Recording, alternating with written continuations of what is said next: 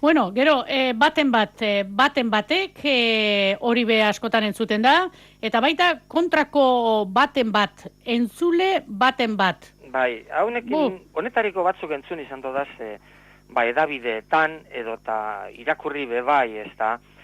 A ber, algien esateko, gaztelaniazko algien, esateko modu diferenteak daukaguz, ez da.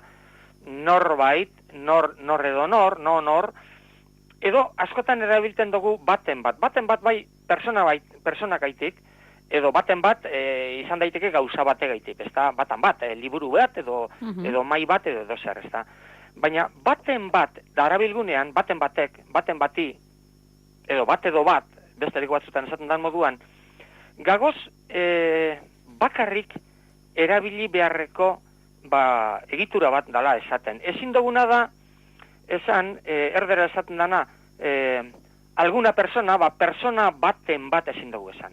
Osa, baten bat hori bakarrik erabili, berda, beste izen bategaz erabiltekotan, esan behar dugu, entzuleren bat, kontrakoren bat, lagunen bat, ezagunen bat, urrunekoren bat, edo dana dalakoa.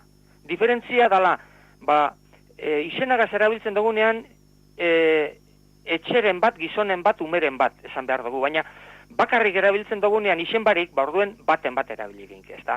Baina ikusten ditut batzuetan, kurutzatuta bata eta bestea, eta hori be zuzentzeko puntua dela uste dut. Ez da, hori bai benetan zuzentzekoa dela. Beste batzuk direla, dira aholkuak, gomendioak, baina hau benetan, apur bat zuzendu beharreko ez da, bai.